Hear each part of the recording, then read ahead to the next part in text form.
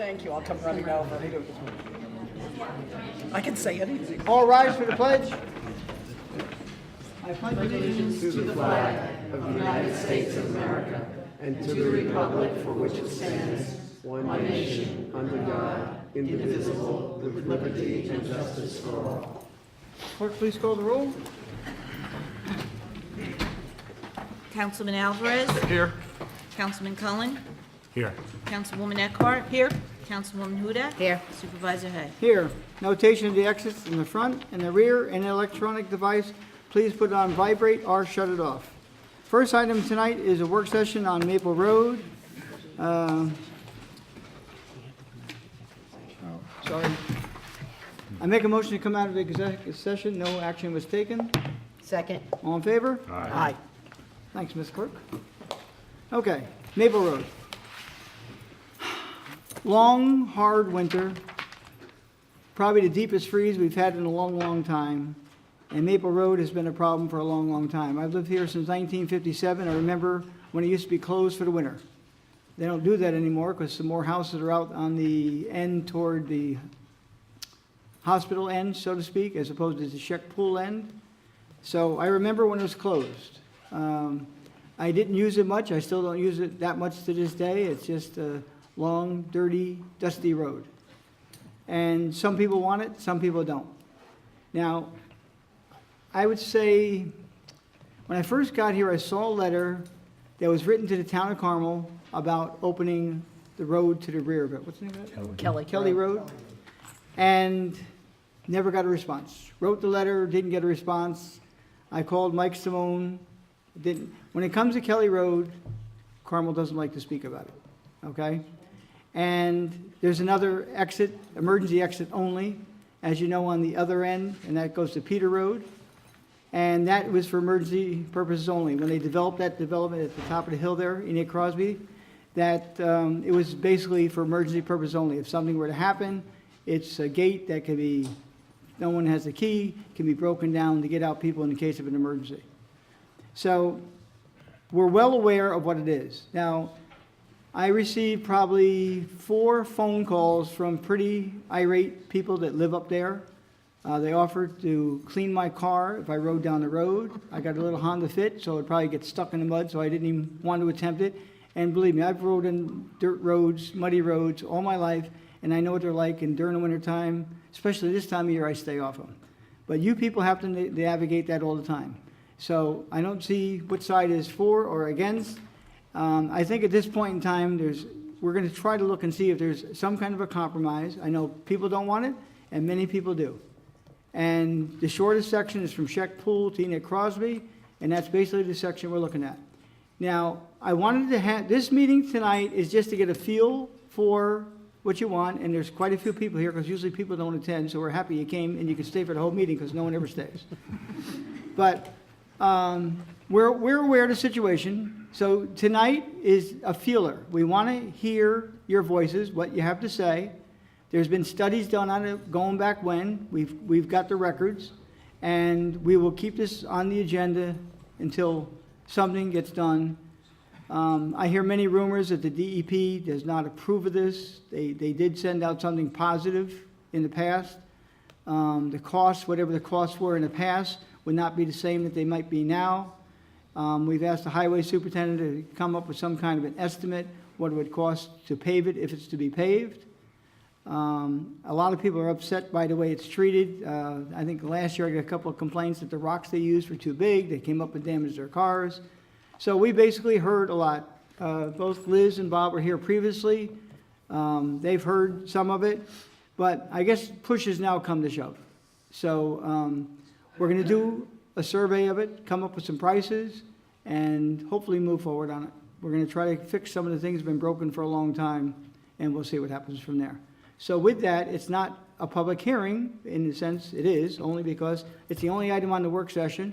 So as people would like to speak, when you come up to the mic, just state your name, give us your comments of what direction you'd like to possibly see the town board take, give us some hints, and this will stay on the agenda, like I said. You'll have to look, if there's one email to tell everybody, don't know, but if you look on our website, we always post the agenda, usually on the Monday before the meeting, and you can see if it's on the agenda, and as we get the documentation, we'll have it on the agenda and discuss it accordingly. So, who would like to be the first speaker?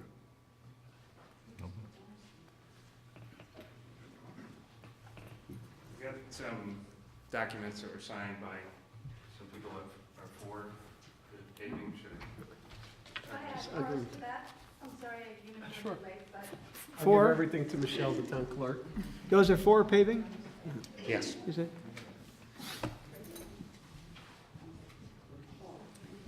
Thank you. Paul, you can give it to us after, just, if you have extras, bring them to Paul, he'll bring them up. Did you state, Paul, did you state your name for everyone, did they know? Sure. Paul Marini, live at 110 Enoch Crosby Road. I've lived there for almost 16 years. Been a Brewster resident for about 25 and a lifelong Putnam County resident. Appreciate the opportunity to speak about this. The last time it got pretty heated, and the first thing I want to say is it's not personal. We've got friends on both sides of the aisle on the issue, so that's the main thing. I don't want it to disrupt any friendships, and I hope everybody keeps that in mind. My feeling is that the road cannot be properly maintained when we have a winter like we did this year, and I think if you haven't driven on the road, what happens is the top layer gets muddy, but the subsurface stays frozen, and it's just impossible to drive. You know, I have a Honda Civic similar to Honda Fit. It's not made to go over that kind of terrain, and my car bottoms out constantly. It's very frustrating. It's my understanding from the report that was done years ago that the amount of traffic we have meets the criteria to have the road paved, so I don't think we're asking for anything extraordinary here, just a typical paving for a residential area. I think based on the amount of man hours, equipment hours, and material used on the road this winter, a business case can be made to justify the economics of the project. It's not just cost. There's some reduced costs as well that would offset some of that. I think a paved road would be safer in the end. When there's several inches of mud on top of the frozen base, it's difficult to control any vehicle regardless of speed. One thing I noticed, I've walked, biked, and run on the road probably over 1,000 times over the years. And I think people tend to walk in the middle of the road because it's pitched out to either side and the gravel accumulates on the sides. And having people walk down the center of the road I don't think is the safest thing. I think if it were paved and people stayed to the side of the road, it would be beneficial in the end. I think also the safety of emergency vehicles trying to get to our neighborhood when road's a mess is could be a real problem in the end.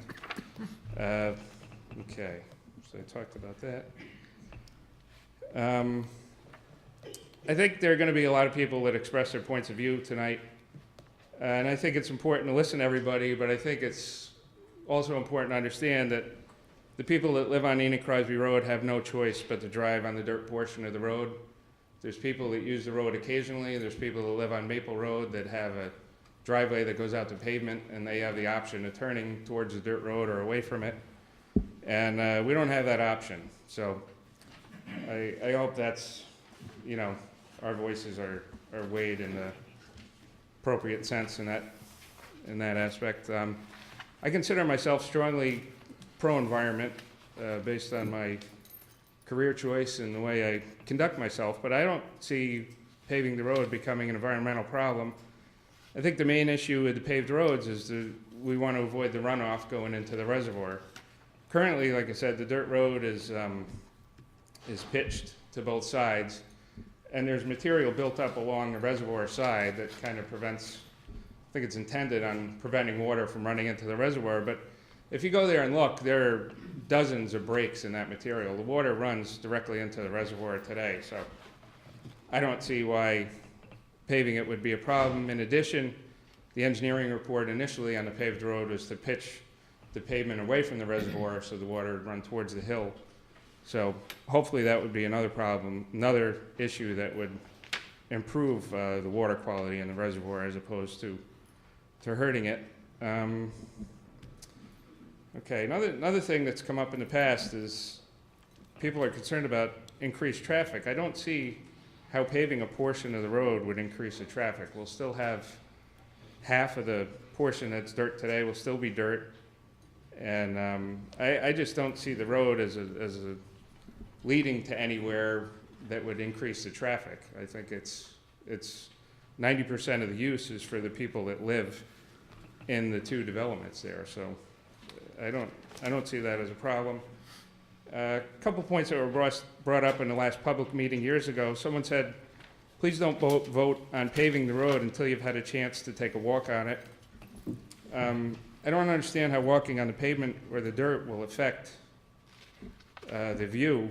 I think it'll be great regardless. You know, there are paved parts of the road now, and the reservoir still looks the same from the pavement. And I think if you disagree with paving the road, I think like Tony said before, please go out there and drive it when the conditions are awful. And I think, you know, you may change your mind.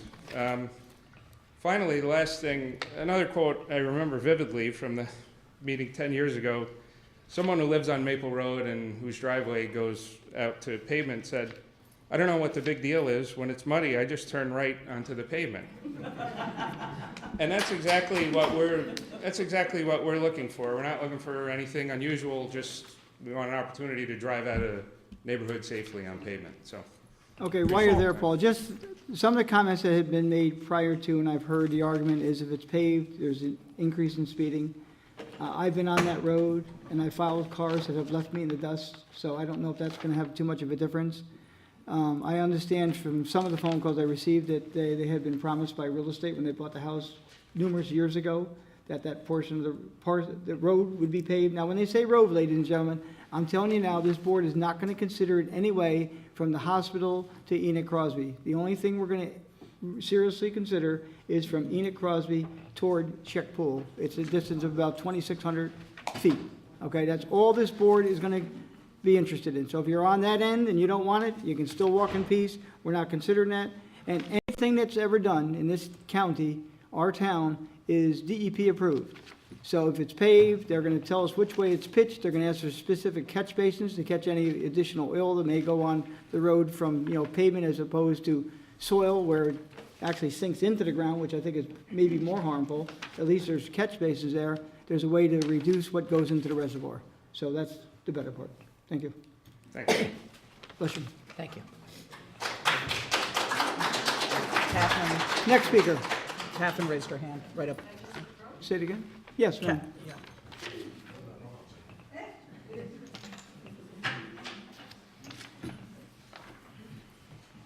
Ann Golden, and I live on 55 Enoch Crosby Road. I'd like to start by saying I think Mike Bruin and his crew do a terrific job. They work tirelessly on that road. And it's basically like trying to empty the ocean with a thimble. It's an archaic road. They're out there 3 or 4 times a week. They're very courteous about directing traffic, so I think that needs to be recognized. I've lived on or near Maple Road for 50 years. I was in Marnell Estates, I was Tully Foster Apartments, I was in Marnell Estates, now I'm on Enoch. A lot has changed over the last 5 decades, except for paving Maple Road. It's time to pave this road because the constant grading has created a center ridge and it's an unlevel surface. The spring thaw creates deep hazardous ruts. The road's narrow, there are many blind curves. The ruts can be so deep that the cars with low suspensions bottom out. The mud is slippery and it makes steering difficult. I've had 3 flat tires in the last 3 months. The dirt surface is difficult to clear of snow and ice. The gravel has sharp edges and causes tire damage. The drainage is inadequate and often backs up. In the dry weather, which is a little better, there's a dust storm. The walkers and bikers create an additional hazard because many of them just like to walk down the middle and do not get out of the way of the vehicles. There's no shoulder, and the larger vehicles like buses and fuel trucks leave little room for safe passage. For those who would like Maple Road to remain paved, I say, speed will not be any more of an issue than it is now. There's a $1 million walkway not far from Maple Road that people can jog and bike on. The resources used to maintain this section of road could be put to better use. And this is an ideal time to pave it since oil prices are a bit lower. And I'd like to know how many people who support the dirt road actually have to drive it every day. The Enoch Crosby residents cannot access their homes without driving through the mud, and it's time to correct this situation. Thank you. Next speaker.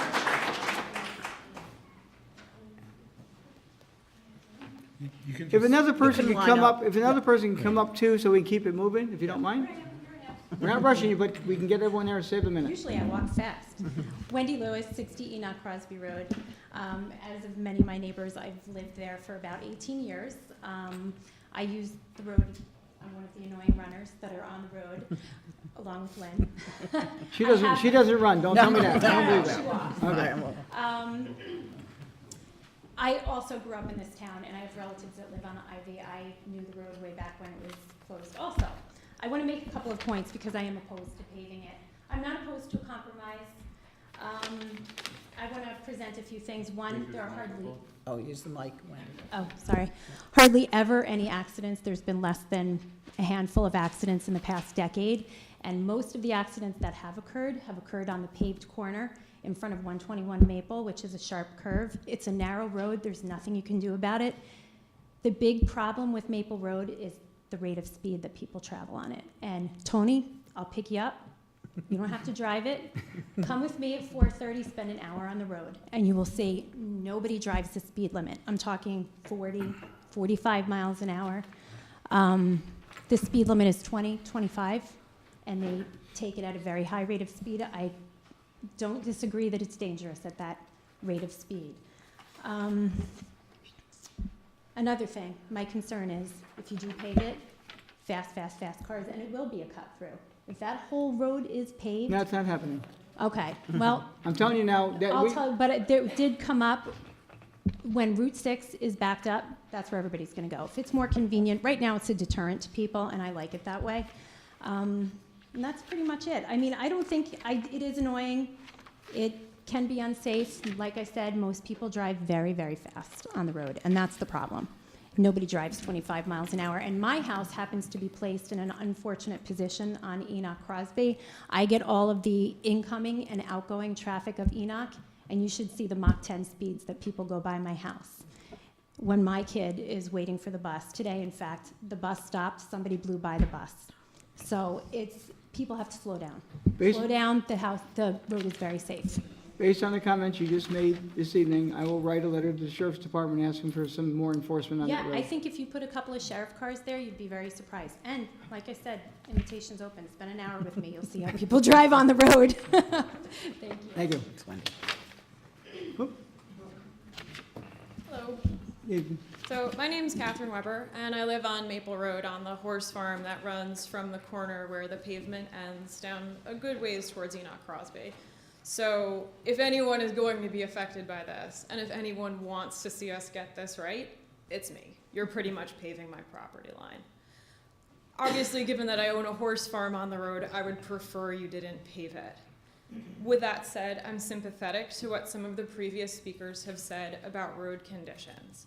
However, there are things we can do other than paving the road or paving it completely on that stretch that would ameliorate a lot of the muddy and slippery conditions. A cursory Google search for an hour about paving alternatives or dirt road improvements yields a whole list of alternative strategies, some polymer-based things we can apply to the road, things that ameliorate dust, that would preserve the aesthetic of the road, could be applied in only sporadic sections in the problem areas, and would otherwise leave the roads still attractive, still a pervious surface for water, and still an asset to the community for those other than drivers who enjoy using the road for walking, biking, and jogging.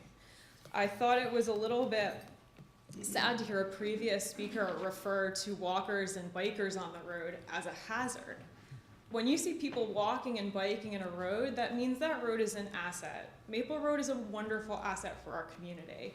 I work in real estate in our area and also in Westchester. The most expensive addresses you will find in this area are on dirt roads. Drive down Hook Road in Bedford, drive Upper Hook in Katona, take Vale Lane in North Salem. All of these roads are dirt, and they're all really muddy. And the way that people compensate is by driving slower. If you're blowing out tires and bottoming out your car, you're driving too fast. Ladies and gentlemen, please. And I would at least ask that Hey, ladies and gentlemen, please. One speaker at a time, please. I would at least ask that if I am not successful in arguing that you shouldn't pave it, I would really like to see us pursue alternative safety measures such as speed humps and additional signage to ensure that people don't come flying around my corner at 50 miles an hour, because they already come around at 40. Signage we can do, speed bumps are not a recommended usage for controlling the speed of traffic, especially on major roads. Would you consider Maple Road a major road? Well, based on what you just said, yes, I would. There's quite a few people that use it. It's not Route 684. It's not recommended by the state DOT, speed humps. Some places they are and different things, but there's a Small lot developments. there's a lot of liability too if a car hits them. I mean, I know they're used extensively in other places where they try and, on other small, pretty roads where they'd like to keep people going slow. I just think it's hard to make an argument that you want more safety and then make the road easier to drive fast on. Thank you. My name is Paul Klasky. I live at 113 Enoch Crosby Road, across from Paul. But I have a different opinion about paving the section on the northern side of Maple Road. And the reason for that is I don't believe that several weeks' worth of mud warrants destroying another part of our rural heritage that exists here. And throughout this community, there's a significant amount of change. There's been a zoning change that just happened. And if we're to preserve what many of us, not all of us, but many of us came to live here for, then at some point we have to address the fact that we need to preserve what we have. Now, my concern about the paving goes beyond that. I don't believe that anyone has generated or produced any evidence that the road is unsafe.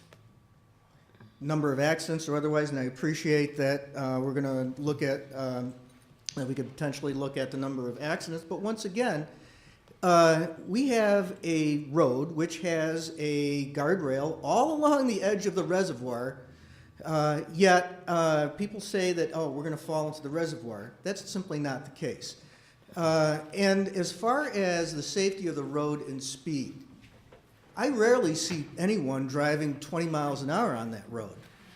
And if someone is supposedly driving around the curves and sliding on gravel, then they're not driving 20 miles an hour. They're exceeding that, and they're doing it at their own risk. Now, the prior speaker did steal a little bit of my thunder in that there is also perhaps a way of taking a half step. And that is that, indeed, we haven't explored all the ways of making this a better roadway. The use of polymers to stabilize the substrate is one of the ideas. There's also other things out there that not only impact the quality of the road, but also reduce town cost. And I'll use specifically dust suppression. There are environmentally safe dust suppression products that that will cut down on the amount of what's called fugitive dust, or the dust that leaves the roadway and gets into the storm drains. Not only does it make the road safer by eliminating the dust that can obscure your vision, but in addition to that, it also reduces the amount of grading that's required, and just generally makes a more stable road surface. Last, I mean, in terms of the stability of the road, I think there was a comment here earlier saying that the problem is mud on top of a substrate which is frozen. I would ask that we investigate a little bit further and find out whether or not indeed that the sections of Maple Road that are mushier really do have an inadequate substrate below the surface, and that those sections of Maple Road could be strengthened in that way by repairing the substrate. Not the top surface, but the substrate beneath it. So that's pretty much what I had to say, that it seems that everyone has jumped to a solution before really thinking through all the problems. And when I talk about the substrate, if indeed everyone thinks that you're going to throw 2 inches of hot mix asphalt on top of the existing dirt road and that there's going to be no problems down the road, well, you got another thing coming, because those areas of the road that currently have a very soft base, unless you repair that and fix that, you're going to have the same problem. Town So- specs would not allow what you just said to happen. That will not happen. Town specs will not allow that to be done. Let what? Too much, 2 inches of, on what type you have there. Everything would have to be brought up, base put down, and okay. more than 2 inches of blacktop. So in many cases with respect to roads and road paving, there is a staged approach which is taken. The town has already been excellent in taking the first steps of improving the quality of the drainage. Great job there. Second part of it is strengthening that substrate. And at that point, you may not need to pave it. All of Maple Road is not a swamp. There is sections of it that need to be addressed. So that's just my thoughts on it. And Tony, could I address just a few? Yes, go ahead. I spoke with our Highway Superintendent, Michael Bruin, and he is not advocating for anything that I'm going to tell you. He can speak for himself. But some things that we were talking about, oh, and I'm sorry, I live at 55 Maple Road, and that's important for all of you to know. I live on the paved section. But I do walk the road every day, and I very often drive both ways. So, they did put down some matting, our highway department, a few years ago, and Michael seems to think that that has really stabilized the northern end, and it was approved by the DEP. So I'm not saying this is something Michael is saying instead of paving, but there is some alternative. He said that the matting sections have been far more stable than the other sections this year. He also talked about what really tears up the road the most tend to be heavy trucks and buses, so you can look into limiting their access. And he also mentioned in times of real emergencies, but which it is now, that you would open up to Marnell at his discretion. And I don't think that's going to happen ever unless trees are down and that's the only access to get in. I also think we also discussed that in North Salem this year, they literally closed.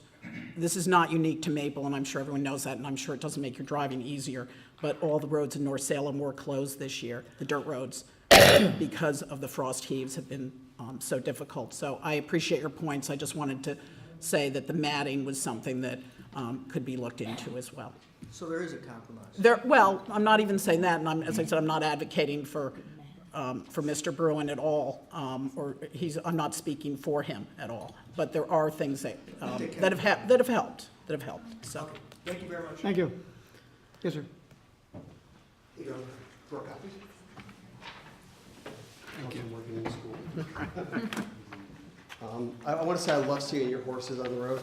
It really gives a nice feel to the road. Hi, my name's Jeffrey Tepper. I live at 91 Enoch Crosby Road with my wife and 2 boys who are in the back because my wife's having an MRI done tonight, so they're here. I'm here tonight to tell you why I do not want Maple Road paved. One of the reasons I bought my house is that I get to drive down a dirt road every day. It was a big selling point for me. I thought how incredibly cool it is. I get to drive down a dirt road to my house every day. How cool. Over the years I've been here, seeing individual people, seeing families, and seeing people with their dogs walking that road, walking that designated scenic road, by the way. Over the years, that just enhanced how I feel about this little simple, beautiful country road we have here. Growing up on Long Island, I can greatly appreciate a road like this because Long Island is becoming more and more congested, and I'm happy I left it. During the 12 years that I've been here, there's been 2 attempts to pave Maple Road, and both times the board has seen in their wisdom to leave Maple Road as the wonderful thoroughfare that it is. Here we are again discussing the possibility of paving a designated scenic road. I'm flabbergasted that we again need to have a conversation about why we should work with the environment and not permanently change it. Over the last 5 years, The town has done an incredible job of maintaining that road. There have relatively been few days that that road has seen a swampy condition in the past 5 years. With this winter we've experienced our two probably worst weeks of that road in 5+ years. I know that one of the tasks of the board is to make financial decisions. When this road has been in poor condition for 1 to 2 weeks out of the past 5+ years, spending, which I believe was $300,000 to $500,000 to pave the shorter end of Maple Road, at least is a horrific financial decision in the times that we're living in. Even if the road for 1 to 2 weeks per year was in this condition, it would still not justify spending that type of money at this point in time for a temporary inconvenience, which can be addressed simply by driving slower. Both my wife and I do it every day, and we never complain about it. Tonight, I know that you will hear about terrible safety issues that this 1 to 2 weeks of inconvenience subject people to. And I know that the safety of town residents is another task that you have to undertake. Please understand that these will all be addressed by simply driving slower and safer. The real danger will be in paving the road. The road meanders and snakes along the reservoir and possesses many twists and blind spots, all of which make it a beautiful unpaved scenic road. When it's paved, these wonderful characteristics will pose many serious threats. The alternative to that, I guess, is to straighten the road out and take out the beautiful twists and turns. Again, how sad.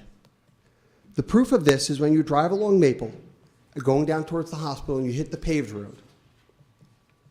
We all speed up because we can on pavement. Please preserve the character and feel of our town and make the safer and financially prudent decision to leave Maple Road as it is. And one thing I will ask the board to do, and I will be back afterwards, if we do decide to pave the shorter section of it, I will pursue the permanent preservation and non-paving of the other side. I think that would be part of a compromise. Thank you. Thank you very much.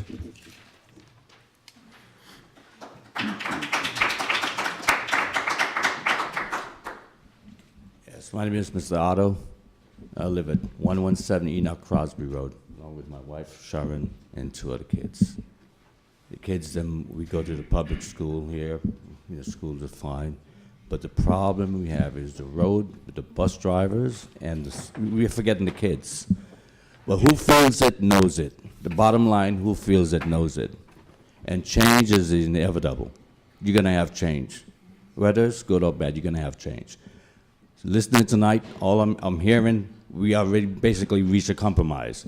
We're going to pave from Enoch Crosby Road to Shack's Pool. That's a compromise, yes.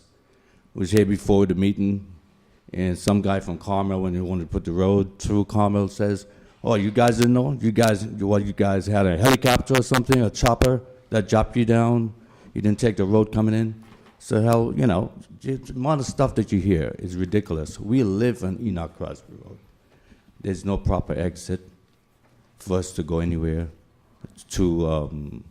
The roads are atrocious this year. Everybody knows that. I'm hearing stuff about you going 40 miles around a corner. That is ridiculous. You cannot go 40 miles around the corner without an accident. I'm yet to see, sometimes you see the horses, yes. But how many times you see horses? They're in the paddock. We are not horses. We are human beings. And I said before when I came here, when you guys are going to do something is when something happens to somebody. And that's the bottom line. Bottom line, we should not be living like this. We pay taxes like everybody else. And we already said we reached a compromise to pave that side of the road. Okay, let's move on it. I've been in construction for 30 years, and what I'm seeing them throwing down The asphalt, there's no asphalt problem there. The problems, people leaving their property out of Maple Road. We have few residents off of Maple Road from, 311 or something like that. They go onto the paved road and they're off their way. We make a left or right, we're in the mess. If a tree falls down, we can't get out of the place. I had to go open up the gate the other time when they had a problem. So how have we been treated as residents who vote and who do what we had to do as residents in the neighborhood? To say not pave the left side of the road. I'm just hearing from Minister Tipper a while ago that that other side shouldn't be paved. The whole road should not be paved. Okay, we're here as a compromise that that side is not going to be paved. But no matter who it is, whether you're for it or against it, you're going to take the side that's going to be paved. And you're going to be constantly going to that side. Because there's no way you're going to live on the property or on the premises and you have to deal with the cause. Forget about the cause. Let's talk about the safety. The kids them complained about the safety on the bus. We had one resident that left already. When we had a handicap. Yeah, she said that's ridiculous. The bus is shaking my kid back and forth, hitting the head up against the window. That's not the way to live. This is ridiculous. Thank you.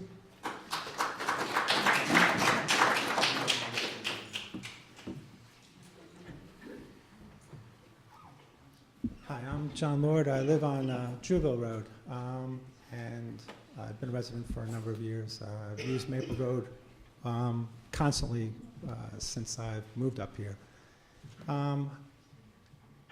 I would prefer that we leave the road unpaved. Its rural character really, it's the best thing for Brewster as far as I'm concerned in Southeast. I drive on Jewville or on Maple Road whenever I go to and from Hannaford's. It's just a peaceful place. It's a place to decompress. That's when I'm driving. I run on that road quite often. I've biked on that road many times over the years. And I would prefer that the town continue to keep it unpaved. Thanks. Thank you.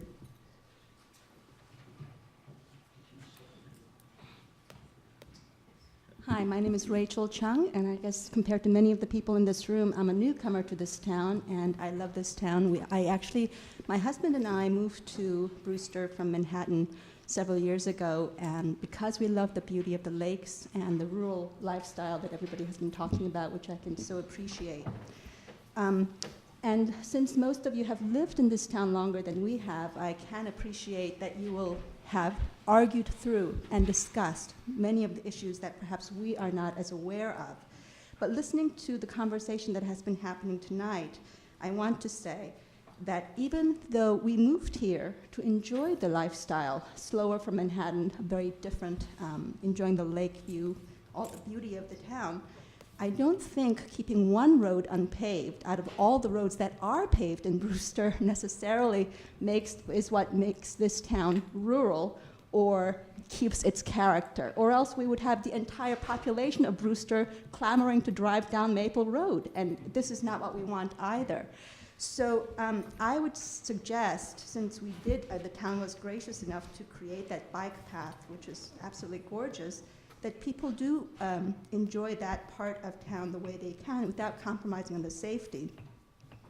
Also, I might say that every morning that I drive this road, I appreciate the view of the lakes and the trees best when the roads are paved, because then I don't have to focus on the safety of my driving.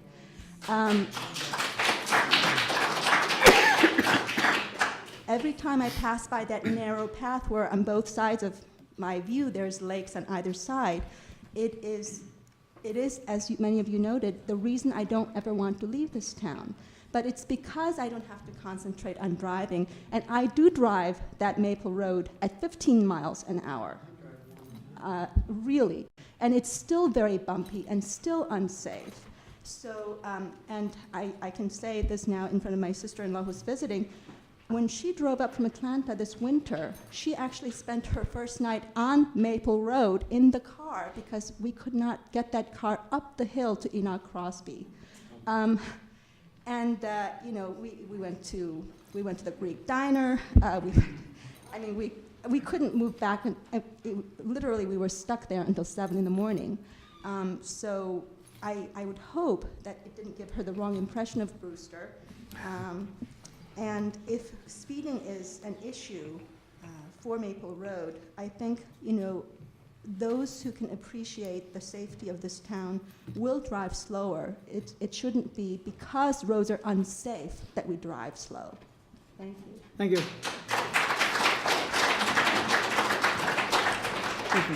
And just so you know, ma'am, there are other roads that are unpaved. That's not the only dirt road in Southeast.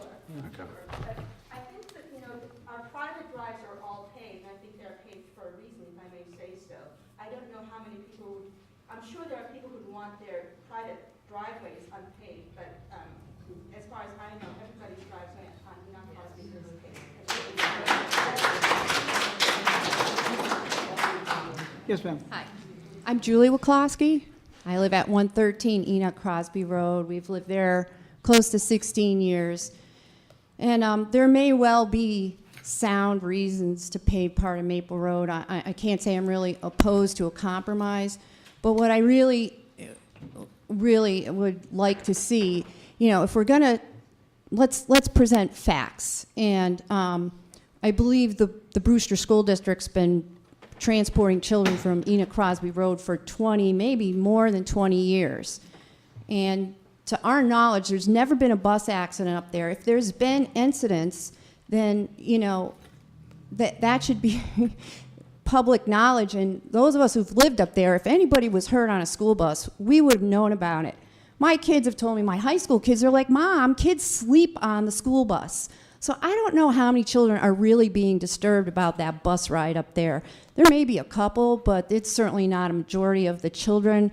So I think, you know, let's keep to the facts and to, you know, the statistics, and let's not bring in a lot of fear-mongering and supposition. I appreciate it. Thank you. Thank you. Thank you. Hello, my name is Steve Jaspers. I live at 133 Maple Road, the dirt part. I'm kind of another one of these one of the newcomers. I've only been here about 4 years. But one of the big things that actually drew us to the area and to that Maple Road specifically was the fact that it was a dirt road, very scenic, very quiet, and traffic wasn't going at 50 miles an hour. That was wishful thinking sometimes, and I must admit that there is a lot of traffic that does go slow, a lot of traffic that does go fast. The fact is that even with the challenging road from time to time, people do speed on it, and if you decide to put paving on it, it's simply going to accentuate that. I mean, from a cost standpoint, I mean, let's face it, we're having a hard time just maintaining the paved road part that we have already. I mean, it's actually one of the more difficult places to actually drive compared to the dirt from time to time. I find it difficult to understand how adding a little more pavement is actually going to help in that respect. It's actually going to just be another step down to trying to pave the whole thing somewhere over time. With regard to, you know, the people that purchased property up at Enoch Crosby, I respect that very much. The fact is, at the bottom line, the road was a dirt road when you bought it. It's still a dirt road. Buyer beware. That's part of what goes into. We actually came to this area because of the dirt road, because of the rural environment, and we'd like to actually keep it that way. And paving it, yeah, it'll make some of it easier, but it will. My gut tells me that it's going to decrease the safety because there's not any room to walk other outside of that. I mean, there's very little. I mean, there's no way that they can widen it far enough to put sidewalks on. Let's face it, we don't even have sidewalks in front of the elementary school. So if we would actually, if you had the money to do it, I would prefer money to go to that kind of a purpose than to spend it on paving a small area that would not necessarily increase the safety at the same time. Thank you. As we see both cars, trucks, you know, they go at every speed whatsoever. And, you know, good luck with enforcement, but because the fact is they can't be out there all the time. The same thing will happen. but people are out on the road all the time, from dusk till dawn. People are out there, and every time of the day. So please leave it alone. Thank you.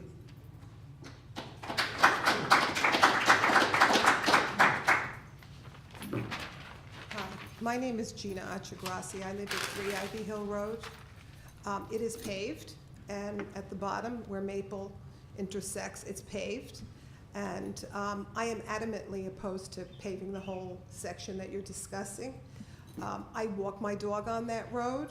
I walk in the middle of the road because if you're on the side and a car is coming, you run the risk of getting hit by that car, okay? We have not had a pedestrian accident.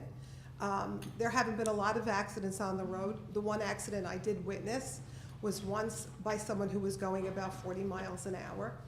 And to think that, Mr. Hay, you said that you do not use that road, you don't have a desire to travel on it because it's so difficult?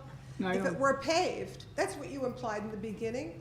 I don't live in that area, ma'am. I understand that, so I but don't. you implied you would probably avoid it to not go on that road. I would. And if it were paved, you would gladly take that road, No. as would many other people, if you were going from the increased traffic that we're seeing, if you were near the hospital, and you knew that you could get to a point by cutting through Maple Road, you would take it, and so many other people will as well. So to think that the traffic will not increase, even with the section left unpaved, is impossible. It will increase.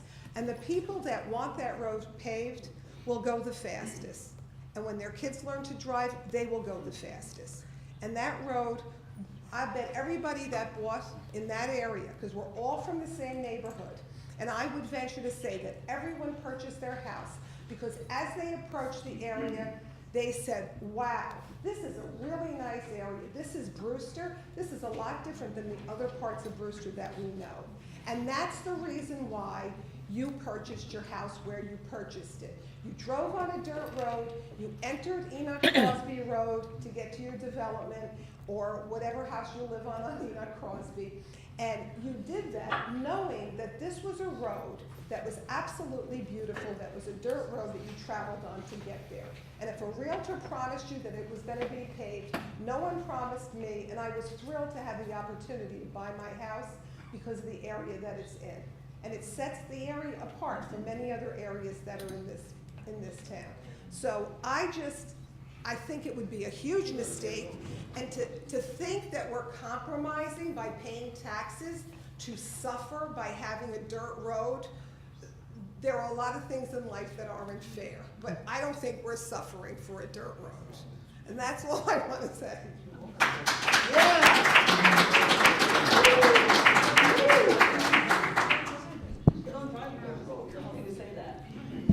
Good evening. Ladies and gentlemen, please, one speaker. My name is Kathy Croft, and I live at 54 Enoch Crosby Road. I've lived there for 17 years, and before that I lived in North Salem on one of those dirt roads that was closed this year for 23 years. The big difference where I lived in North Salem, the developments on either end of the road, they had the opportunity they did not have to travel the dirt road. They could go out on a paved road. And when Crosby Hill was built, there's really no egress. There's just one way in and one way out. And I hope that you will, try to work with Carmel to get Kelly Road, Enoch Crosby Road, opened up to Kelly Road, because I think that would be one compromise that maybe the people in Carmel wouldn't like it. I know they wouldn't like it because I've sat here when they've been at a public hearing. But the fact is that that road was never abandoned by the town. 10 years ago, in April and May of 2005, over 700 signatures were collected from residents, every resident that lived on Maple Road, Enoch Crosby Road, not every resident from Enoch Crosby Road, but Brewster Heights, because it's also, the Middle Branch Reservoir is Brewster Heights water supply, so you have to remember that. And we submitted over 700 signatures to the town board. None of you were on the town board then. Willis might remember, because I'm sure you were here. But But I did just want to say, and the only other thing I want to mention is I do walk the road every day. I do not walk in the middle of the road. I usually will step to the side, especially nowadays because of the condition of the road. I will step aside. I don't expect cars to watch after me. You know, I take care of myself when I walk on the road. But I will say, when I'm following somebody going slow down the road that's ahead of me, and when they turn on Enoch Crosby Road, they usually gun it up the hill. And I can't imagine what will happen if the road is paved, because we all know that people like to drive fast because everybody's in a hurry to get to wherever they're going. So thank you tonight for holding this not public hearing, but work session. Thank you.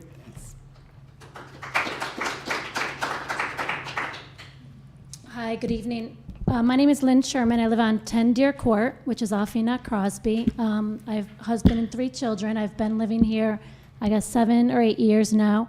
I just want to remind people, we came in today, I came in wanting, a change, wanting to pave the road. We already are at a compromise position. We're not talking about paving the whole road. So people that argue for this country road, which, believe me, when I bought my house, I loved it. I mean, I did have a great feeling driving up to the neighborhood. I appreciated the beauty of the area and the road. I did think it had a lot of charm, but being practical, living here day in and day out with 3 kids, driving multiple times a day on this road, it just is not a practical road with the number of families that we have living. There's about 70 plus homes, I think, affected, and that is our only access, and we're already at a compromise. You had already mentioned we're only considering paving that smaller half, which we can exit out to the left. I don't even know the miles wise. I mean, I run that road as well. I'll run it whether it's a dirt road or a paved road. I'll go to the bike path as well. I have that option. But the point is, it sounds like we're already at a compromise. We're going to have the bigger portion of the road remain a gravel dirt road, but it's just going to allow us or any resident that wants an easier way out, an easy way out. And I don't think it's asking for that much. I don't think it's really going to affect the beauty of our town. We still live in, a very scenic, we still have the reservoirs. I've been on many roads, and I appreciate the beauty in this area, whether it's a paved road or a gravel road. We still have that beauty of this area. But when I have to drive my kids in and out, I mean, there's times I don't want to leave my house because it's just, it is an inconvenience, but we've talked about the safety as well. And, it deters people. Like I have, child care issues at times where I can't get someone to come to my house because they just don't want to drive on the road. This past winter, it's happened. But we're not saying we're losing the whole road here. So that's why I just want to remind people, we're already at a compromise. I mean, we're going to have a good length of the road as a gravel road. And it's just that quick way out to Chex, paved. I think that's very reasonable in a modern day society that we live in. So, thank you.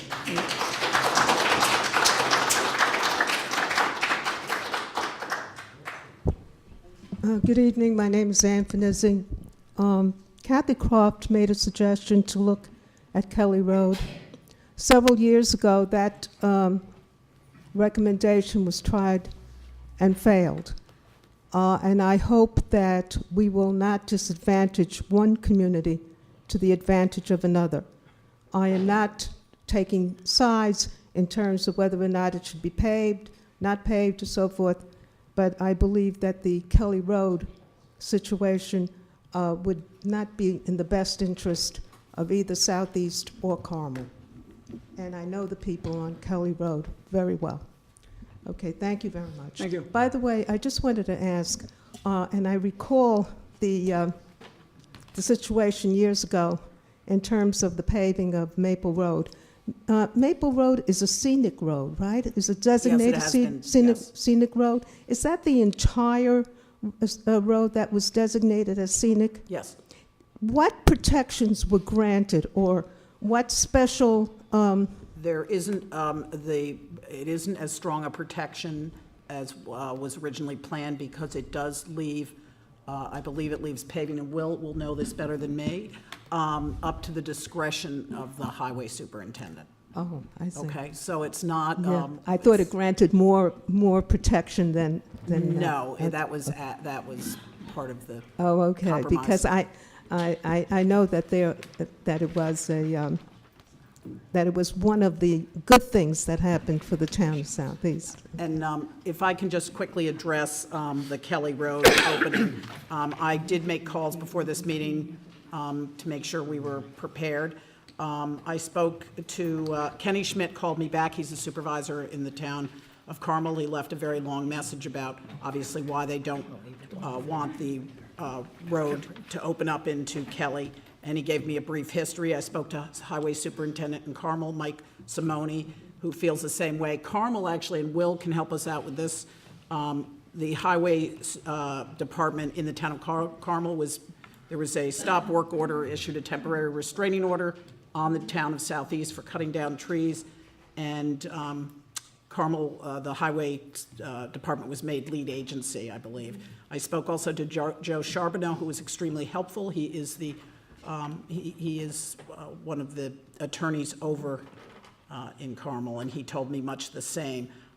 It's not that it can't be pursued, but it seems to be a real dead end. Is that pretty accurate, Will, or what else can you add? Well, I'm not quite sure that your characterizations were totally accurate, but the process of opening that road was stonewalled by the town of Carmel, alleging that that when we went to try to reopen it a bunch of years back, that we had not fully completed the secret review. And when we went back to do the secret review, the town of Carmel claimed lead agency, and it was challenged. It went to the Commissioner of DEC, and the Commissioner of DEC, for some reason, which I still have no understanding as to why, granted lead agency status to the Highway Department of the town of Carmel, even though none of the construction and none of the runoff or drainage or any of the other impacts, other than the fact that it would reopen a historic road in this town,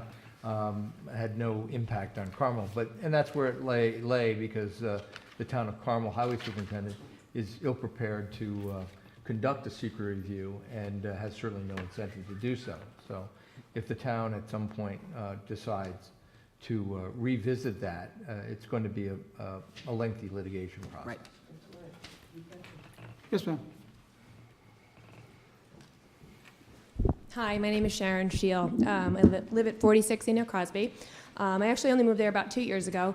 So I just wanted to point out a couple different things. First of all, the neighborhood I came from was all paved. We had speeders. We had people that went the speed limit. There was never an accident on that road, that I'm aware of, I should say. And I lived there for about 10 years. So it was paved. It was a residential street. It was similar to, where we are with homes. And, again, it was a hill going up, and, sometimes you had people go fast, and sometimes you had people go your speed limit, and that's going to happen in any neighborhood. So that's first and foremost. Second of all, again, kind of what Lynn was saying, let's keep it in perspective to everyone. We're talking about a half a mile of road. We're not talking about the entire scenic Maple Road, which I run on all the time as well, which I love. But I do want to point out that it is a half a mile, and there are no driveways coming off of that section of road that you're looking to pave. Not one driveway. Okay? A half a mile, I don't know about anybody else. I don't own a Ferrari.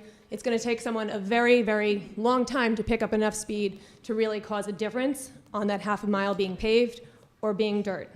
So, second of all, I also want to say so a lot of the comments that were made here tonight don't apply because they really do apply to the other section of Maple Road, not the portion that we're talking about paving. Also, as far as walkers and runners like myself and many of us in this room, the danger is not the fact that these walkers are on the road, it's the fact that they're in the middle due to puddles, due to ruts, due to unsafe surfaces to run on the side of the roads. So, giving someone a choice to go out the other way and run to the bike path, why not? Other people can turn right and run on the dirt road if they choose to do so. So I think what we're all saying here is all about compromise. Lastly, I just want to point out, I am a local realtor. I actually sold 75 Enoch Crosby on the corner. I showed that house about 5 times, no joke, 5 times. And 4 out of the 5 times, the major deterrent of that house was the dirt road. And this affects our property values on Enoch Crosby, everybody. So if we had a choice to have at least one section, so people had a choice of having a paved portion in bad weather, in really, really rainy seasons or what have you, it would increase our property values. I actually have an email directly from a client a week ago about a house that's listed on Enoch Crosby. And he said to me, he was deterred about the road. I said, well, good news. I said, it's being brought upon, this is exactly what I said. They have it on the agenda for this month's town board meeting. I'll keep you informed in case you are still considering any homes in this neighborhood. His reply was, yes, please let me know. This was a major deterrent. His words, okay? And as far as Bedford and the roads that people expect many dirt roads. A lot of people who come to Brewster love the beauty, but 99.9% of the roads are paved. They're not expecting dirt roads. So when they come here and they hit a dirt road, it is a little off-putting. So that's all I have to say. Thank you. Thanks.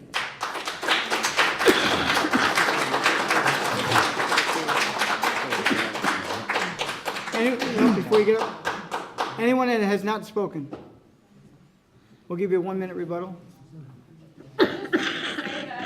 Well, ma'am, wait till you get to the mic so everyone can hear you, please. I just, Wait, ma'am, please, not you, the one in the audience. I asked, no one had gotten up at that point in time. We gave the floor to this person. She's got 1 minute. The other gentleman will not be limited. Go. I just think it's important that we focus on facts and studies and data. Like, we're not the first municipality to talk about a road. And when you rely on anecdotes like the ones that Sharon just gave you, I sold 8 Enoch Crosby Road, and everyone who looked at that house really appreciated that it was on a dirt road. Different people have different opinions and different expectations, and I think the focus of this conversation, instead of relying on anecdotes and emotional arguments, should really just come back to focusing on the safety of the road. That's all. Thank you. Yes, sir.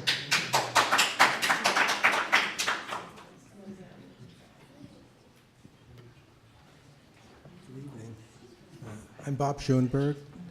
We built our home 20 years ago on 18 Enoch Crosby Road. Can you hear me all right? Yes. I don't know how many of you have seen this engineer report that was authorized by the town 10 years ago, but it's very significant. It addresses each of the concerns that people spoke about as far as the water runoff and the type of surfaces. And I would tell you that it's very comprehensive. And if each of you haven't seen it, have any of you seen it? We will be reviewing it. We have the documentation. I'm not sure if we have that, so if you'd like to scan that to me tomorrow, you could do that. Say again? We have numerous documents that I'm going to be reviewing and sharing with the town board. Again, tonight was a preliminary, so we do have numerous documents that we're going to review. Okay. It may or not be there, so if you want to give us a copy of that this evening, Yes, or absolutely. This is the one that Jacobson, the engineers. and we have the same town engineers, and we have Yeah, you've probably 3 file folders that we're going to be reviewing. seen it. I would tell you that I've heard a lot of give and take here this evening, much of it very emotional. But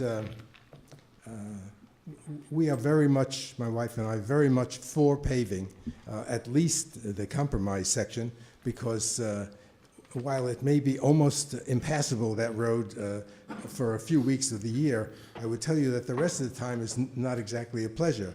The potholes are ever present. The highway people are always out there filling them in.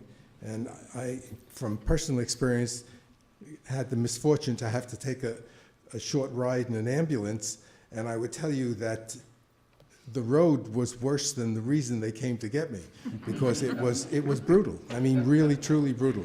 And while not too many people have addressed scratches and dings and broken windows and other things, I can tell you that this little graphic photograph of the wheel and the tire of my car, which the repair was a little over $1,000.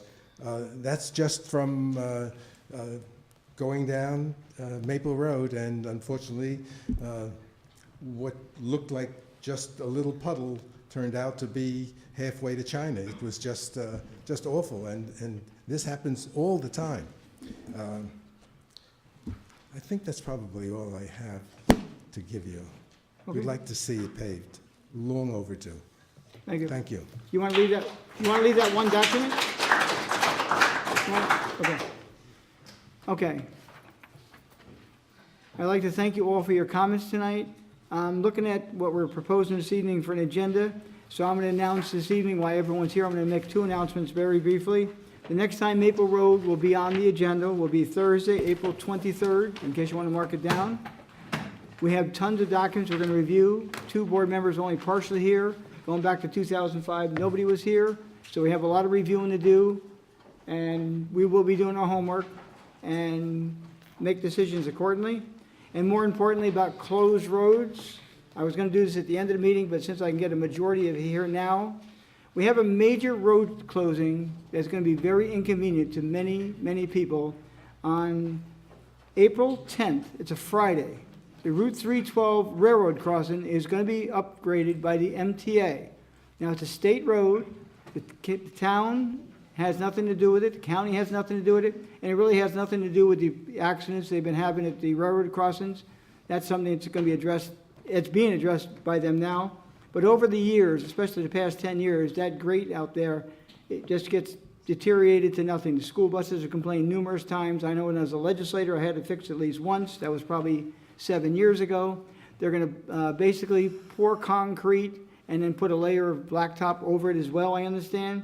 So I recommend, and it's not that I'm recommending, they're telling us the road will be closed on the April 10th on a Friday.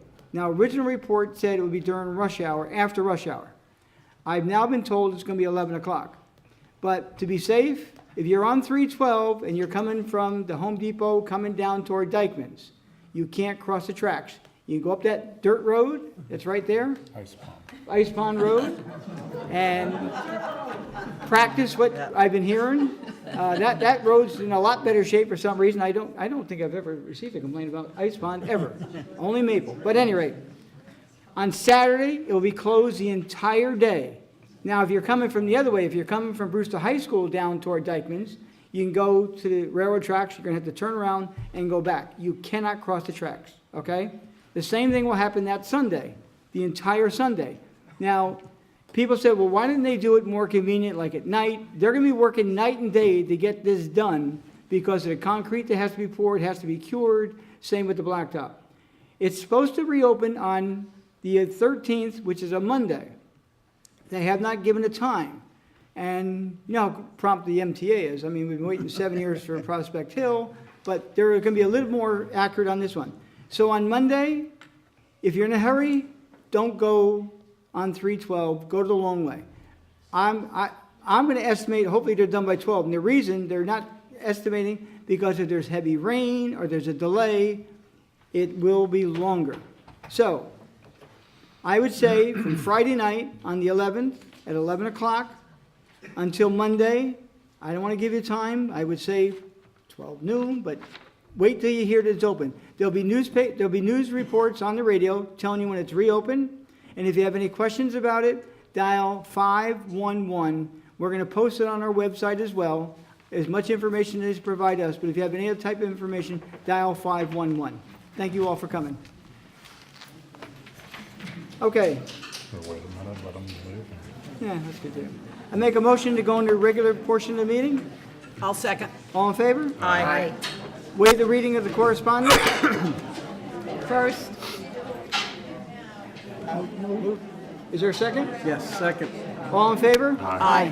We're going to take a 1-minute recess. Ladies and gentlemen, just hurry up out. Wait. Okay, Approval of the voucher list, $951,733.55. I make a motion to accept. Second. All in favor? Aye. Number 3, setting of the meeting dates and public hearings.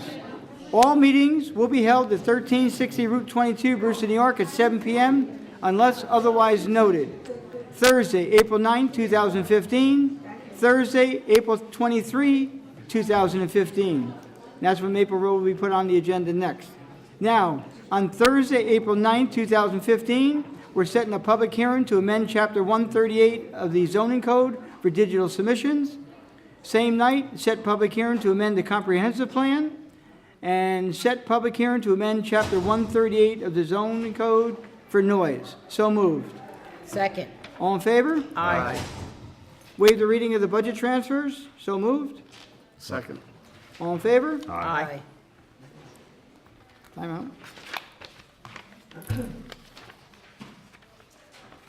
Okay.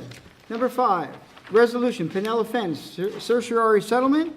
Resolved that the town board of the town of Southeast does hereby accept the recommendations of its professional advisors and authorizes town attorney to execute a stipulation of settlement, consent judgment, and/or order of consent in accordance with said recommendations for the following. Petitioner, Pinella LLC, tax ID number 78.-2-93, year 2014, assessment $1 million, settled assessment $750,000. Ladies, please, ma'am, ladies, please. One meeting. And be further resolved that the town attorney is hereby authorized and directed to execute any and all stipulations, consent orders, and other documents necessary to reflect the foregoing settlement. So moved. Second. Discussion. All in favor? Aye. Thank you, Lori. Number 6, a resolution of Grace Assembly of God, ARB recommendation. Now therefore it be resolved that the town board hereby accepts and approves the report of the Architectural Review Board dated March 23, 2015, a copy of which will be annexed hereto and made part hereof in connection with Grace Assembly of God, Inc., and that such report shall be incorporated in final site plan subsequently reviewed by the planning board. So moved. Second. Now, just a brief discussion. You will add will be annexed to. We don't have it in front of us this evening. Oh. Okay? You got that? Will be annexed to. Was it seconded? Yes. All in favor? Aye. Number 7, resolution, declare lead agency for zoning digital submissions. Now therefore it be resolved that pursuant to 6.17.6B1 of the State Environmental Review Act, SECRA, the Town Board of the Town of Southeast hereby declare itself lead agency for the purpose of SECRA for the unlisted action. So moved. Second. Discussion. All in favor? Aye. Number, time out. Well, digital submission, that's all. Number 8. I want to make a motion to refer the zoning digital submission to the Putnam County Planning Department. So moved. Second. Discussion. All in favor? Aye. Resolution, number 9, resolution to declare lead agency for the comprehensive plan. Now therefore be resolved that pursuant to 6.617.6B1 of the State Environmental Review Act, SECRA, the Town Board of the Town of Southeast hereby declares itself lead agency pursuant for the purposes of SECRA for this type 1 action. So moved. I'll second for discussion. Discussion. I just want to clarify that we still have to codify certain items that are in the comprehensive plan. So those will be all subject to public hearings as any other law changes, Yes. correct? Okay. We actually passed the comprehensive plan on August 21st of last year. We did that so the living document could stay alive and we could move forward. There were recommendations made in there that required further review and finalization, which is now coming in front of us each time, okay? The two actions that were, the one tonight on digital submissions was not one of them, but the other part about is, okay? So every time, I think there's at least 4 or 5 more changes that will be made to that. One change we made early on was for the outside storage. That was kind of like an emergency measure because it was tough for some of the businesses to, have warehouses, and the way the code was written, a person could rent a warehouse, but they couldn't keep anything outside, like a truck for the business or something like that. So we did kind of an emergency stopgap measure so that can move forward and these buildings could be rented. And we will update it. As you know, if a person has a nursery, they can't have more than 5% of their property to house trees or plant trees, which doesn't make sense. The nursery requires much more. So there will be about 5 to 7 items more that will come in front of this board, and each one be treated separately, require the secret process, review process, as well as public hearings. Thank you for the clarification. All in favor? Aye. Number 10 is a motion, refer comprehensive plan to the Putnam County Planning Department and the Town of Southeast Planning Board. So moved. Second. All in favor? Aye.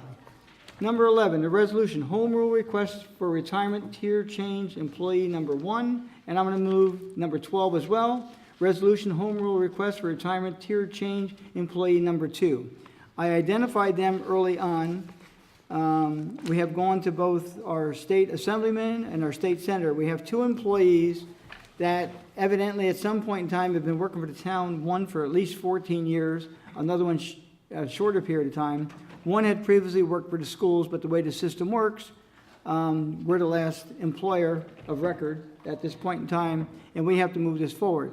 Now, what this does, when they came, they had an opportunity back when, and neither one evidently, we can't find any documentation to support or not to support our position.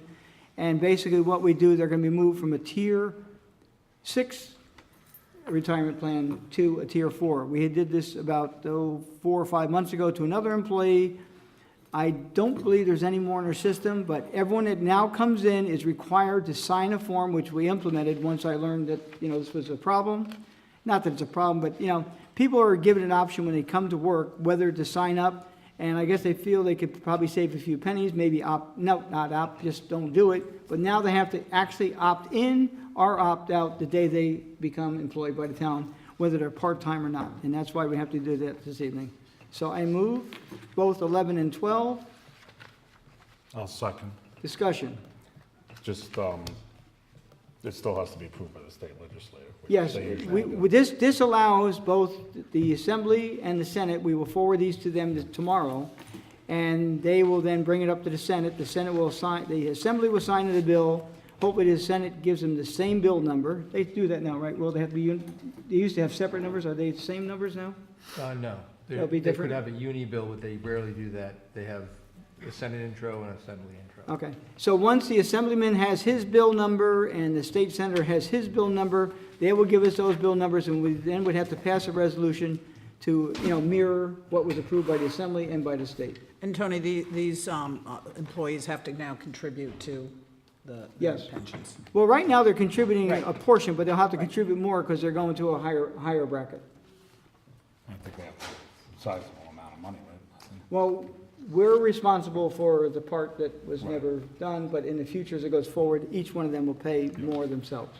The tier 4 is one would say a better tier. Right. You can retire earlier at a higher percentage. The tier 6 is a less rich tier. Every time the state decides they have a budget problem, they create a new tier, so new people coming in. The situation here is that it's unclear as to whether these employees were offered properly the opportunity, and since we have no documentation, as Tony pointed out, than we do now going forward, the only way that they can be brought back into a new tier or to a lower tier is through a legislative action. Okay. Do we end up voting on this? No. Okay, all in favor? Aye. Next is number 13, resolution to appoint the unexpired term to the Architectural Review Board. One, I'd like to thank Erin Lucen for her dedication to the position. She was a Patterson resident. She moved to the town of Southeast, and she's going back home to Patterson. I understand she's going to be building a home up there, and she was a big asset to the board while she's there, and we wish her the best of luck in her new home and her new environment. And we would like to welcome, resolve that the town board of the town of Southeast hereby appoints Susan McKeever Dyes to fill the unexpired term of Erin Griffin Lucen on the Southeast Architectural Review Board, and be further resolved that the appointment shall take effect upon the taking and filing of the appropriate oath of office with the clerk of the town of Southeast. So moved. I'll second. Discussion. All in favor? Aye. This is Lynn's favorite portion, as she used to sit out there in the audience, want to know how the finances are for the town.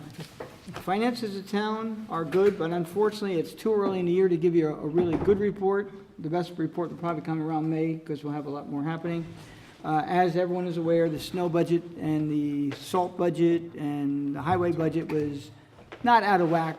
We had money budgeted for it. I don't like to have to use that money in its completeness, but we're pretty close to it. But, you know, we're hanging in there. If you recognize tonight, one of the vouchers we signed was for $118,000 in salt. So you can just be well aware of what these costs are to the town with that maintenance of it. And other than that, everything, at this point in time, because it's early in the year, I mean, overtime, everything is pretty good right now. And hopefully by September, I can say the same thing. With that, recognition of the public. Don't fight, ladies, one at a time.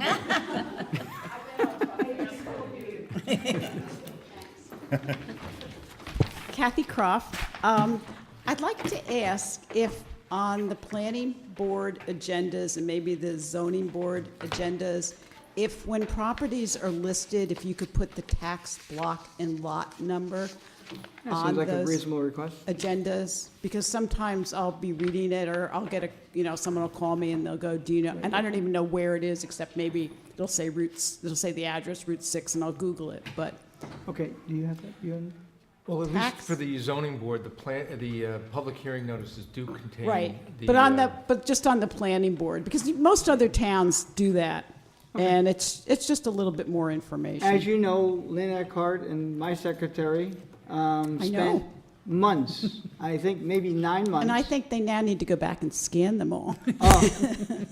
Well, this is only a part-time job. She's already made it full-time plus, except when she goes off to her South Sea Island, wherever that might be.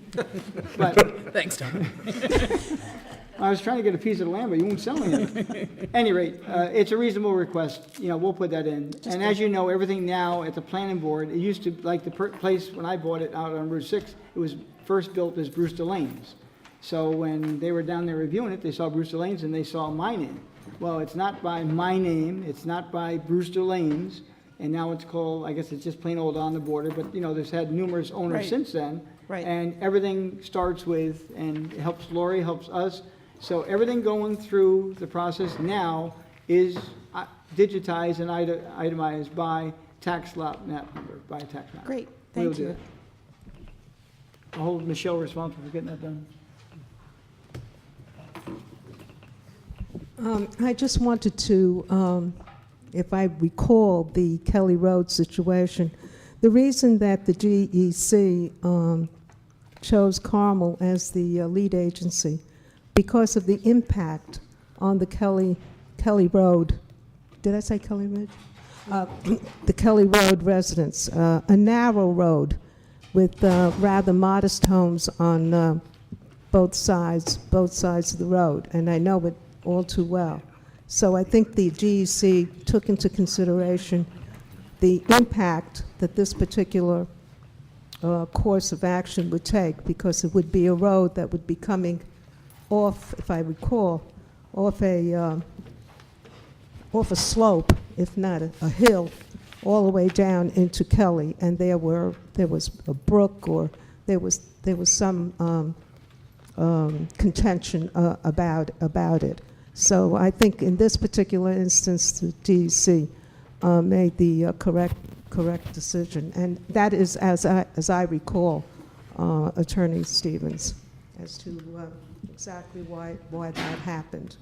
The second thing is, speaking of doing something, most towns have their planning boards videoed. Here is, and not to diminish this board, but the planning board has tremendous responsibilities in terms of land use and development. And most of the folks, unless the development occurs literally in their backyard, they really know very little about a planning board. Carmel videos their planning board. Kent videos their planning board, and these are the ones that I know personally that are videoed, and I don't think Patterson does it? No, okay, and we don't. But considering the amount of development and so forth, I think that perhaps the board should consider video and what is coming up because the decisions made by the planning board have almost the most immediate impact to residents. And residents are not accustomed, so perhaps when budget time comes, you might consider a planning board video. Thank you. Back in, I did support that back in 2010. And we started then having the meetings, the town board meetings go on the internet too, to give up people a better option to watch if you don't have Comcast cable. The main reason we didn't do it was because of the expense. Yeah, I have neither, but folks that I know, have it. So whether they're on Comcast or on Verizon or whatever. But you can also watch the town board meetings just on the Yes, internet. I understand, but what I'm really pointing out, and I think you know what I'm pointing out, is the importance of many of the issues that come up before the planning board. This is something I think a lot of us, I certainly did want it, but it was budget constraints, but we can certainly look at that again. I think that in the interest of sunshine and open government and getting our folks to know exactly what their government is doing, and especially with decisions most immediate to them. And I'm not saying this town board has not had decisions immediate to them, but you might want to consider doing it. Thank you very much. Thank you. Sam. Anyone else from the public? Town board members? I have something. But Oh, let go. we knew that. Ladies before gentlemen, don't be fighting Oh, guys. no. Age before beauty. Thanks, Bob. That's what was said before. And there you go.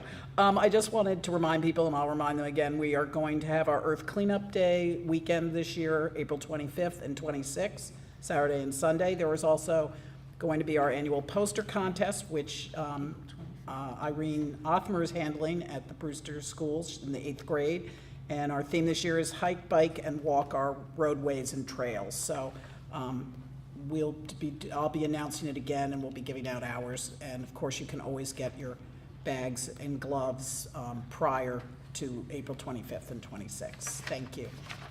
That was Painless, easy. That's see? great, thanks. Thanks. Okay, Bob? No, you can't talk. Poor Edwin has a cold. I just want to wish everyone a happy Passover, happy Easter, and I'd also just really proud of our highway department, Mike Burdick, who is our mechanic. He finds federal government surplus vehicles, and myself and Tony Hay and Levon and Mike Burdick have the pleasure of driving down to Virginia. And how many Strictly hours did we business, do it? strictly business. We Right. left at 1 o'clock in the morning, got back at 7:30 in the evening. Right, and we went down and we picked up 3 almost new pickup trucks for very little cost. And, $27,000. yeah, it's gonna save the town a lot of money. They're lime green, so I'm not Can't crazy miss 'em. about the color, but, We can find you- out when you- people are cheating and not doing their job. right, but it is a great program, and, Don't be telling everybody it was no, gonna. no, I was just thinking about that. Yeah, we don't want too many other towns to find out about it, because, I doubt they watch us. yeah, you're I don't okay. think so. I think they're safe. But, As riveting as it is. And Mike Burdick, I keep getting them confused, but Yes. Mike Burdick has been on top of this program basically since day one. And it's amazing what he doesn't just get vehicles. I mean, he's gotten brake drums. He bought, what, 400 pairs. He's got a shelving. I told him I needed a new paper folder. He went online, and the government's got tons of things that they paid a lot of money for, and they're giving it back to us for pretty close to nothing. Bottom line is, we did get it for nothing. All we had to do was pay for the shipping of it. And I get nothing but compliments of how well this thing works compared to the Mickey Mouse thing we had before. It gets the job done probably 90% faster than it was in the past. He's getting us shelving for our archives. I basically ask him for anything, and he tries to find it. And he does a lot of it on his own time. He does it from home, and he's very unselfish. So he's not asking me for a raise, and that's a good thing, but I'm glad that he does what he does for the town. He goes above and beyond, as many of our workers do, but he's one of the ones that goes home and takes his work with him, and we appreciate it. Anyone else? Thanks for picking it I'm up. just going to say that I thank Tony for What I heard, you actually bought a round of coffees at Dunkin' Donuts on that drive down? Actually, he bought Or us was it the town? breakfast and lunch, but Don't let it out, everyone be we asking. were me- limited to the dollar menu at Starbucks. And I'm not kidding you. Yeah, but you had free packets of sugar. Yes. Don't- you don't- live at the- You're gonna I live ruin my on- reputation. Yes. Uh-oh. And I did have the credit card for the town with me for gas. And the first time I put it in, I saw a different color credit card because I had been using it because I got another one, because I get 2% on one. I'll tell you guys after the meeting if you want to know. Someone pays 2% now, the other guy was only paying 1%. But at any rate, when I went to buy the gas, I put in my credit card, and then somehow I slipped up one other time and used the town one. So bottom line, it all got straightened out, but it was purchased with my own hard-earned money. There you go. And he can't believe it. But he did have to go to the dollar menu. I'll treat anyone if they want to go, but you got to go to the dollar menu. And if you want 2 desserts, we go to Wendy's and we go to McDonald's.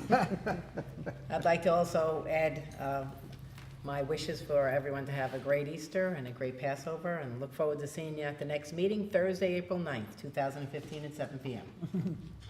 I'll entertain a motion. I'll make a motion, we close tonight's meeting. Is there a second? Second. All in favor? Aye. Thank you all for coming. Thank you.